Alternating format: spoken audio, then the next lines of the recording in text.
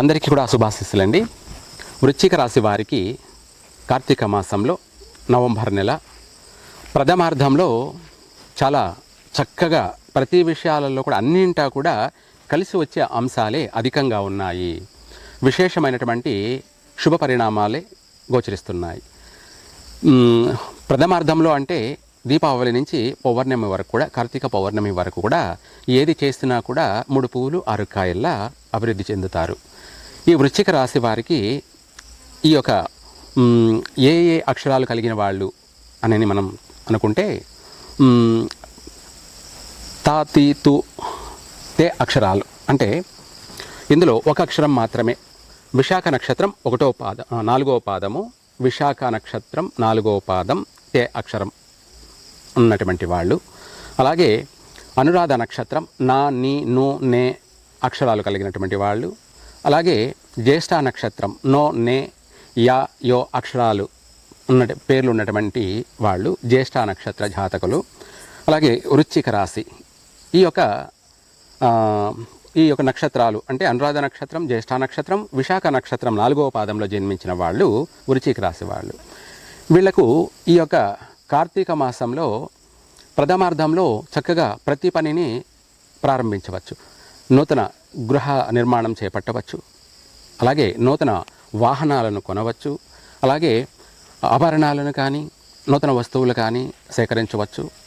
అలాగే ఇదే కాకుండా రియల్ ఎస్టేట్ వ్యాపారానికి సంబంధించినటువంటి విషయాలలో చూసుకుంటే మంచి లాభాలు గడించే అవకాశము ఉంది.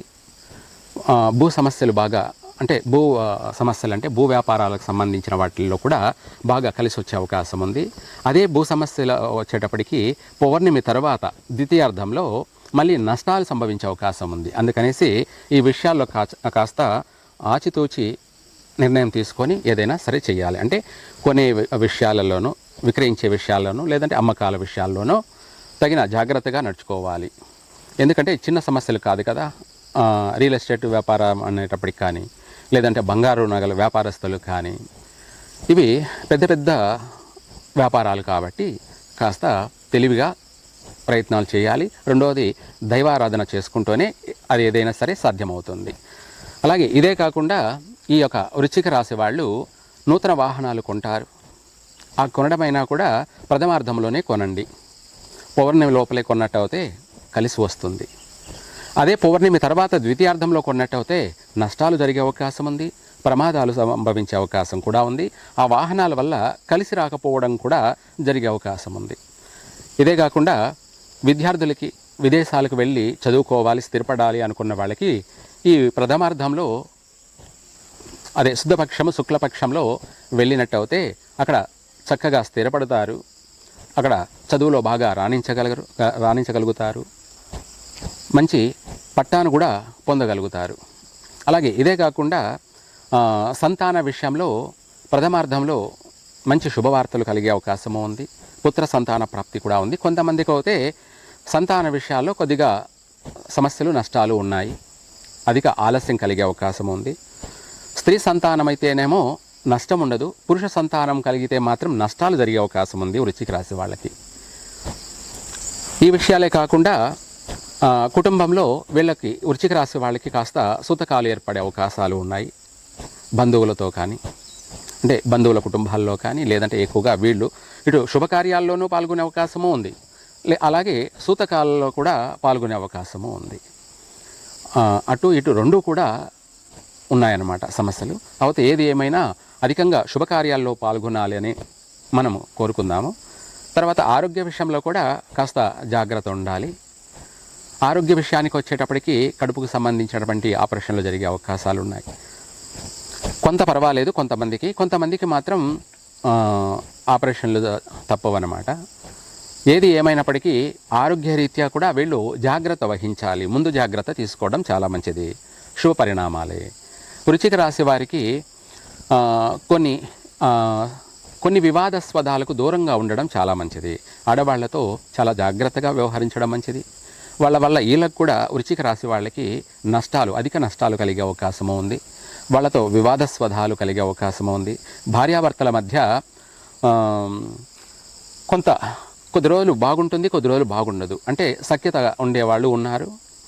కొంతవరకు భార్యాభర్తల మధ్య వివాదాస్పదాలు చెలరేగి ఎడబాట్లు జరిగే అవకాశాలు కూడా ఉన్నాయి. కాబట్టి వాటికి సంబంధించి ప్రతి విషయంలో కూడా వీళ్ళకు కలిసి రావాలి అంటే సుబ్రహ్మణ్య స్వామి విభూతితో సుబ్రహ్మణ్య స్వామికి అభిషేకం చేయండి. ఆ అభిషేకం కూడా స్వయంగా మీరే చేసుకోవచ్చు, లేదంటే పూజారి చేత జరిపించడం.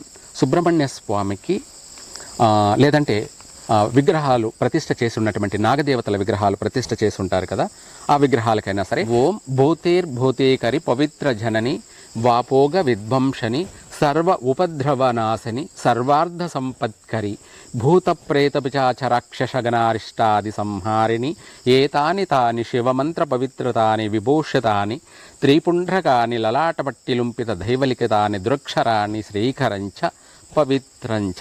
సర్వ ఉపద్రవనాశిని అంటే మనకు రాబోయేటువంటి కష్టాలు నష్టాలు ఉపద్రవాలు ఎటువంటివైనా సరే అవి నశించిపోతాయి.